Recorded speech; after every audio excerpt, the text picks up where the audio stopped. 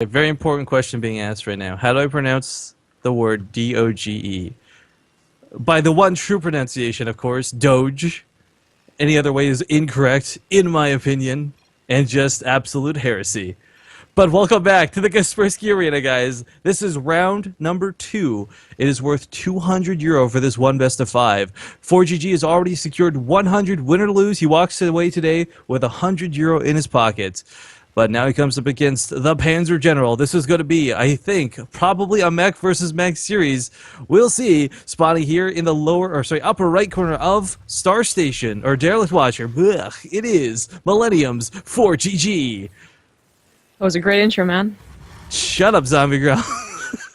In the bottom left, as the blue Terran, it is going to be GoOdy. Wait, blue? What? Did I say blue? Well, that's weird. I thought I had my colors messed up or something. Wait, no, okay, purple. All right, legit purple. Good to know. It's a blue and a red. Ah, combined to make purple. Ah. Well played. Yeah, thank you. I think we could both just shake hands to the degree we just had the 2 best introductions of all time. I think yours is the better one. Shut up, we'll move on from it, okay? Right. Now, I do kind of joke around saying it'll be mech versus mech, but mech versus mech is actually, in my opinion, really entertaining to watch. Whether it's that one-shot doom drop that ends the game, or whether it's the constant trading in the middle of the map, one thing that is for certain, GoOdy is incredibly well-versed with mech. We all know this. He's the Panzer General, he's the king of mech, blah, blah, blah, blah, blah. ForGG, however, while he does favor mech in TVT, he's actually such a good player when it comes to TVT. Like, I think he does. Tasha might be like the best Terran in the world or whatever, but I think ForGG's got like the best TVT on stats when you go to Ligulac. So, that being said, I've seen him play Bio. I've seen him play Mech. I think he can do whatever it takes to take out GoOdy here. I definitely think so too. ForGG has insane win rates, like absolutely fantastic. I mean, he's like the Jaedong of ZVZs. There you go. Of TVTs, rather. Oh man, I'm gonna give a small nod here before the game gets too underway. Akarasi, I talked to him a little bit last night about setting something up. Apparently it's his lunch break, and he's just gonna build us a VPN just because. So awesome, that'll help with future DDoS issues, I would hope. So good guy Akarasi, thank you for stopping by to let us know that. But Marine's gonna poke out here with, well, he's gonna actually not catch anything. He's gonna catch a bad case of the deaths as a Reaper pops out of to follow it up. I mean, there's 2 Marines at the top of the ramp for ForGG. One Marine, of course, can't really dance with that, but the Reaper will make this a much, I don't know, one-sided fight. Much more one-sided? English? Do you even English, bro? No, I don't. I just Doge. Such fight, very Marine. Much CP. But no, I mean, he's going for the reactors behind this. So, I mean, ForGG's not going to be able to make anything else. So if these 2 Marines go down, the SCV building the command center will also fall, and that's going to delay him by quite a bit. And it's small things like this that really matter the most in this matchup. Now, SCV is going to be sacrificed, sure, but that one wasn't building anything important. Reaper will finish this off, and going to get delayed. This really is annoying for ForGG. It's not the end of the game, but this is where GoOdy starts pulling ahead. This is something you see with 2 Marines in an SCV most of the time, so to see it with 1 Reaper is pretty interesting. Obviously, it packs a little bit more of a punch, and you can keep that Reaper for later to go ahead and scout. But I'm thinking ForGG was not expecting that. He deals with it, however, doesn't lose too much. 1 SCV, I believe, and then a little bit on the command center. So GoOdy's is the tiniest bit ahead, but honestly, the real damage, like ability of damage, is going to happen when either player goes for a Banshee, so that's definitely, it puts GoOdy in a good mood, I suppose, but it wasn't a whole lot. GoOdy, by the way, best APM ever right there. Almost got down to single digits. I don't know what he was doing. How does he even, like, ForGG's like clacking away and GoOdy's just like dip, dip, dip, dip. Well, I mean, that's the Korean effect for GG, right? Like, I think they got a racial bonus. A racial bonus is K-pop. Well, you know what? You say that, but I could totally see, because I've listened to his stream before. You could totally see him jamming out to freaking Bubble Pop right? or something. Yeah, I gave him that playlist, right? I was like, he was like, yeah, I need a K-pop playlist, and I tweeted him, and he was like, thanks, and that was like the best day of my life. And then I'm listening to his stream, and I'm like, wow, I really like this. Talk to me. I like this music, and I realized it was because it was my playlist. Nice. That's actually kind of cool. That's pretty cool, I guess. I don't know. Yeah. My taste in music's pretty garbage. People ask for what song is playing from time to time, but nobody really asks for a playlist. Womp, womp. But okay, we do have a pretty big push out here out of ForGG. Might not seem like a lot, but this medevac drop in the main will go kind of unanswered for the time being. There are some Hellions up here, but they're going to be needed to fight the Hellions that are coming out the front. They can just, of course, charge past that bunker and run to the SCV lines. If he does that, well, it's a bit of a suicide run, I guess, if he does do that. Yeah. GoOdy should be all right to hold this, but he needs to see this coming. The medevac, I feel, is going to catch him a little off guard, and this is going to cost him a couple SCVs in his main. Well, that's what ForGG is hoping. Either that, or it pulls enough away from the front that he can dodge into Just the run in, natural. Really a very scary situation for GoOdy right now. Well, he does it GoOdy was waiting, exactly though. right. Yeah, he was waiting for the Hellions with his own Hellions. Didn't pull too much towards the main. Will clean this up. But, medevac goes down. Gets one last Marine. Now 7 workers killed, though. Not too bad of a drop, I must say. Especially considering the fact that ForGG was quote-unquote, air quotes, behind after that little bit of a stutter with the command center. Yeah. Well, now he's up by 3 SCVs, but that's it. And he actually lost more in that trade because of the medevac and the Marines. So it might have been a little better for GoOdy, honestly. Still, nothing major, nothing that's really going to determine, how this game goes on, especially in mech versus mech. And we were talking about it a little bit before, but like because of siege tanks and how well they work, like getting from a deficit is actually, it's a lot more possible than say like Marine tank versus Marine tank or bio versus mech. So definitely could be in for a very long game.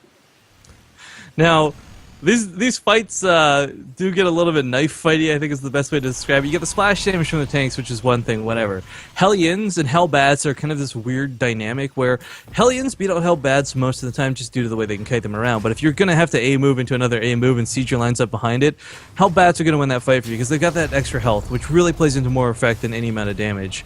What we're really going to see I feel, a very stark difference in these fights is going to come down to the air fights. I mean, we're going to have the siege lines up, we're going to have the Hellbats, no one's going to want to push into each other's defensive capabilities, but if one player can get ahead in the air, whether it's the Raven having that extra Seeker missile, a point defense drone, or the Vikings, the vision that the Vikings provide is such a big deal. Unless we're at like 25 minutes in the game and each player has like 7 orbitals constantly scanning, the air vision is everything. That's definitely true. And remember that because of the recent buff, transitioning into Sky Terran is a lot easier and a lot more powerful thanks to those upgrades. So it could be a point where they get to 3 or probably 4 bases, and one of them can even decide right then and there, I'll switch. Like usually you see a bunch of battles happen, but sometimes people just kind of skyrocket towards the Sky Terran to really surprise their opponent. But we'll have to wait and see if anything's happening. Currently, not a whole lot. Yeah, it used to be a time too where battlecruisers were considered really bad in this matchup because they came out they are actually slightly more viable now, but we still don't see them so much. They're very seldomly seen in TVTs. As far as Sky Terran goes, I would love if we got some in this game, but that's wishful hoping out of Rifkin for the time being. It's more like the Sky Terran isn't scary because of battlecruisers. It's scary because air dominance has the Ravens and also the Banshees. And like Thors do a decent job against it, but if you're surprised by it, you won't have that necessary Thor count, and that's really where things get a little hairy. Did I tell you my Raven horror story TVT recently? No. On Alter Zeem, I was streaming for I was doing troll builds for the stream that turned into a tryhard mech versus mech game because I didn't want to lose after my nuke failed, and man, I forgot Ravens were light units. For whatever reason, I thought they were armored, so I'm like, oh, Thor's no problem. I'll just clump these up and throw out some Seeker missiles and. Well, 2 volleys later, I had no more Ravens. Oh, wow. Well, that sucks for you, man. Sucked. It did. But right now, we're seeing Blue Flame finishing up for both players, so we're going to have some very volatile fights. Of course, Hellions, it's weird to consider. It's almost like the Hydralisk effect, where they become very glass cannon-y. They have a lot of damage, but they don't have a lot of health, and they are also light units to take bonus damage from your opponent's Blue Flame. Hellbats, again, they're going to soak a lot of this damage. They've got 135 health. It is so good at pushing forward into tank lines because it gives you that extra just soaking here or there that you need. But GoOdy is also moving out right now. I'm going to wrap around. I think he's going to siege on the low ground, I would imagine, and try and just catch the edge of the mineral line at the 3rd if he's not going to push into it fully and entirely. Yeah. It's a very good spot. Generally, you want to stop them from getting to it because it is so hard to counter it when it's already set up like that. But we have a drop of Hellbats going into the main. The 3rd has been blocked off. And this, it's not doing too much so far, but GoOdy has not recognized it. He does pull away, loses a few SVs, but not really too terrible an amount. Crazy. But the siege does go up here on the third base for ForGG, so or for GoOdy on ForGG. We're going to land a couple Vikings here to get a couple extra hits off. Recognizes his opponent's armies across the map. This has instigated a bit of an awkward base trade scenario, at least for the worker count. Now with 3 tanks on the high ground, GoOdy should be able to hold this, but he's had to retreat all of his SCVs. He's actually got no mining. His main is under attack from the Hellbats. His natural is under attack from the Hellions. GoOdy's actually in a lot of trouble right now. Yeah. ForGG, I think, identified what was happening a bit sooner than GoOdy, so he had his tanks at the natural compared to the tanks that GoOdy has at his main. So unfortunately, ForGG will be on 2 base, while GoOdy will only be on 1, although his third is still alive. Oh, yeah, GoOdy's still on none at the moment. I mean, this is a lot of lost mine time. This is a lot of lost gas, more importantly. But ForGG actually even gets out of here with the majority of the Hellions alive. Not a lot of workers actually killed, though, so GoOdy with a pretty immaculate defense. ForGG, of course, losing his third outright. Gonna try and clean this up. ForGG won't win this air battle, but he'll win the ground battle for sure. Yeah. You might start thinking, oh, actually, that's exactly what he's doing. He's getting a Thor right now, just in case GoOdy does, surprise him with 1 or 2 Banshees. It can seriously turn the tide of a game like this. ForGG's currently up in about 20 supply. Not a whole lot on SCVs. I thought the Hellions running in there and the Hellbats, SCVs would have gone down left and right, but GoOdy's still ahead. And he's going to be able to hold his natural, but his third probably is going to be maybe forfeit. He's got to bring it back. I would love if he would just send us to the southern base at this point. I mean, with the amount of time it's been sitting here delayed because of this barracks, it's just a stubborn issue at this point, I feel. No way for ForGG to really push past the siege line. He is going to siege up here hoping to catch that command center, but that's not going to happen. Oh man, he actually kills the Hellbat and re-lands the barracks. ForGG confirmed third base troll. GoOdy should send it down to the bottom right, and actually there's a drop right there, and it is going to go into the main. Once again, there's nothing there. Last time it didn't do too much SCV damage, but this time is GoOdy paying attention. Oh, he lands it in a good spot. Gets a fast pull though. Viking needs to turn and pick up that medevac. All right. Still, you always see Hellbats expect him to do a lot of damage, and oh my god, he goes on right on the SCVs. No, GoOdy sent them back a little too soon. And that went from being a not bad hold to a quite devastating hold. Now up to 46 workers killed. ForGG's not quite done yet. He'll get a couple more SCVs before this is done. And meanwhile, ForGG's happily mining off of 3 bases. Well, I mean, just cleaned up that 1 drop, but GoOdy's barely mining off of 1. His natural's not even rallied. He's got 7 idle SCVs throughout the map. This is really, it's getting messy for GoOdy, to say the least. He's not fallen, well, he's actually, you know what, he has fallen behind. Look at that army supply difference. Not just the actual supply difference, but 122 to 72.